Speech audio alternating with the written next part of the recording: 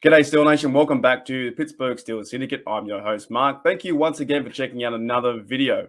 Myself and Owen want to say thank you for subscribing to the channel. We now have over 700 subs, and that is amazing. If you have not subscribed yet, please check out some of the content and hit that sub. But we appreciate you guys coming in, saying hello, the comments, the likes, the shares. We appreciate all of it. However, in today's video, I want to talk about the defense. Is that right? The defense again? Yes, 100%. I want to talk about the defense yet again. And the big reason why I want to talk about the defense is because I want to talk about how the Pittsburgh Steelers can stop the run. And what I think is the Pittsburgh Steelers D-line, for me, will be key in stopping the run. Now, you're probably asking yourself the question, why would the Pittsburgh Steelers defensive line be key? Well, isn't that always key? Aren't they the people up front, you know? The big men up front always, if you can plug the holes and take care of the offensive line, then you can't run the football. However, the Pittsburgh Steelers defense in 2021, we didn't have a defensive line. We had a key injury to Alualu, and we had Stephon Tuitt missing time because of his brother's unfortunate passing, and he never came back to the team. So the reason why I think that the Steelers in 2022, that it is key that we have a good defensive line is because we didn't have one last year, right? That's the reason why. And the stats show that. The Pittsburgh Steelers rush defense ranked 32, and they allowed 143 yards average, almost 144 yards average a game. That is pretty bad. All the years that I've been watching the Pittsburgh Steelers in the last 20 years, I don't think I've ever seen that. Coming last in that stat is awful on so many fronts. The offense can run the football down your throat, can take up time of possession as they do, and they can control the game. 143 yards is awful, 100% bad.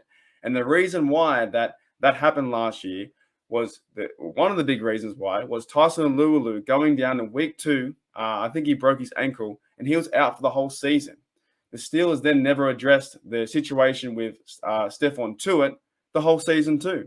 They never addressed it. Yes, there was the unfortunate passing of his brother, but they never addressed that position, right? Now, I do want to focus in on 3 players today. And you probably already know who they're going to be, how they're going to improve the Steelers defensive line in 2022. The first player is Cameron Heyward, tackles. Cameron Heyward, he had tackles 89, he had tackle for loss 15, and he had 10 sacks. The next player is Tyson Alualu. He only had 5 tackles, and then he got injured, and he was out for the whole season.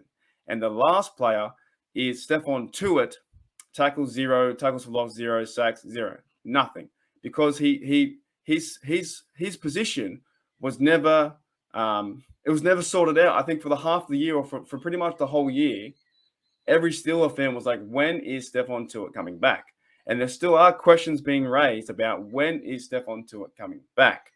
But the reason why I want to focus in on having a better year in 2022 for the Steelers defensive line and why I think it's key is because last year you didn't have your 2 starters.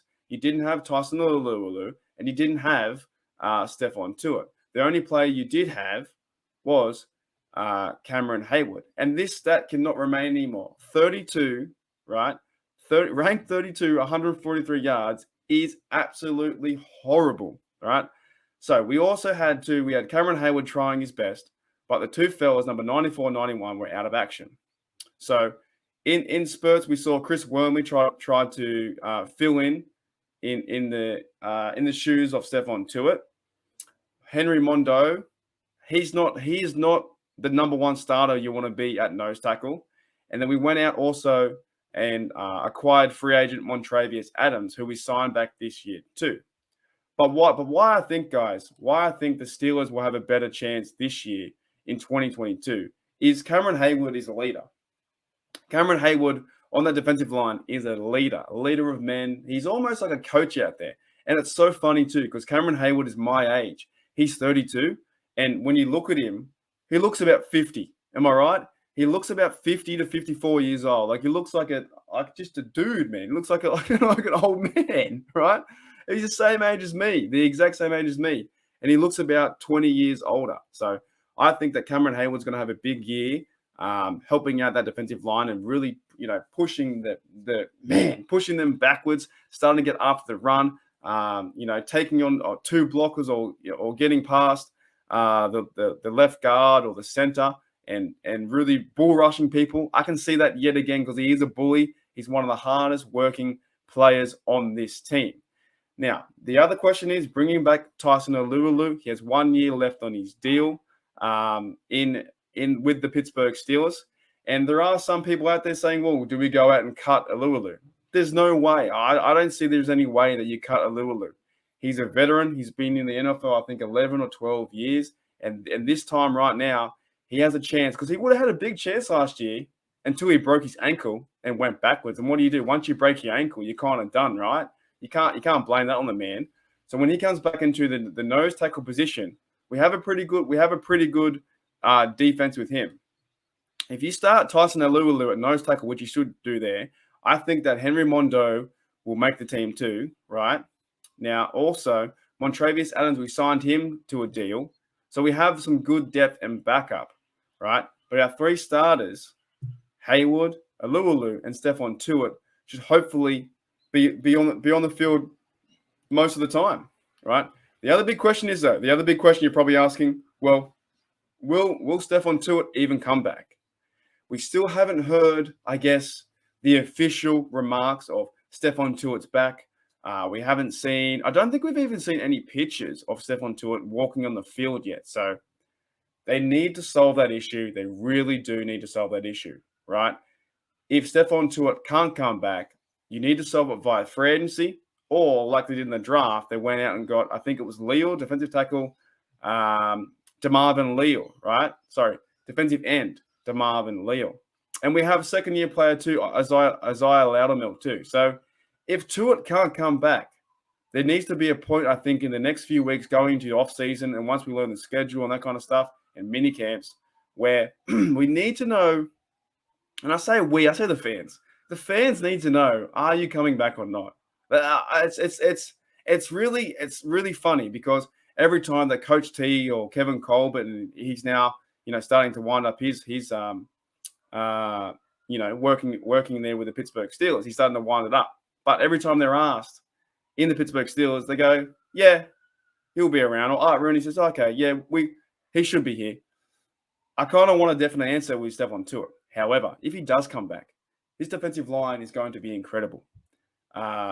We have Hayward, Alualu, and Tuitt. Those three fellas up front, backed up by help from Chris Wormley, who got better last year too.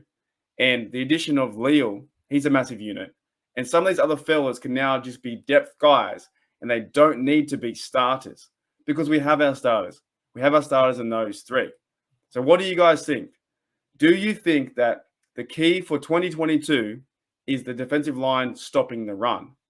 Because what I showed you guys just before, 32 is terrible and 143 yards is awful. In my opinion, you need to cut that down at least to about 90 yards. You need to allow 50 yards less because last year offenses were just running through us. There was no help in the defensive line. They were getting pushed out of order. The middle linebackers didn't want to tackle. Devin Bush didn't want to tackle. Robert Spillane didn't want to tackle. Nobody wanted to tackle someone running through the middle. And I'm not saying I would want to tackle either. Right? I don't think I would want to tackle, Derrick Henry or whoever running through that middle. I don't want to tackle these people. But these are paid professionals. That's what they get paid to do. They're football players. And we were the worst in the NFL. 32nd. Could you imagine that? It can't happen again. So this, for me, is the reason and the part of the key for this defense to be better in 2022. It all starts with the defensive line. Once they put pressure on the offensive line, push those fellas back, the running back doesn't know where to go. He gets a bit like out of order. Stephon Tuitt and Cam Hayward were fantastic prior to him not playing in 2021. They're bullies in the backfield, right? They were fantastic. So we need to see that mentality again. And once we do, Devin Bush and the middle linebackers, like Miles Jack, and even on the side with Highsmith and Watt, if the defensive line does their job, plugs up the holes, holds their man, can hopefully Hayward's taken on 2, Alualu's taken on 2. Stewart's got one-on-1. Just think about the kind of tackles that Highsmith and TJ Watt can make off that, right? Because that pressure needs to happen. If that pressure happens from the 3-4 defense with Hayward, Tuitt, and Alualu, if they can hold up 4 or 5, players on the offensive line, then it can be one-on-one with a running back for Miles Jack. It can be TJ Watt can help out on whatever side he goes. If he goes on Stephon Tuitt's side, it's pretty much game over. But that's me playing, in my head Madden and in my head playing on paper.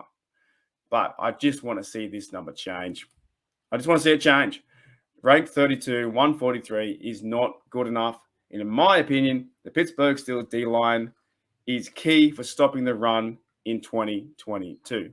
Let me know your thoughts, guys, in the comments below. And as always, here we go, Steelers. Here we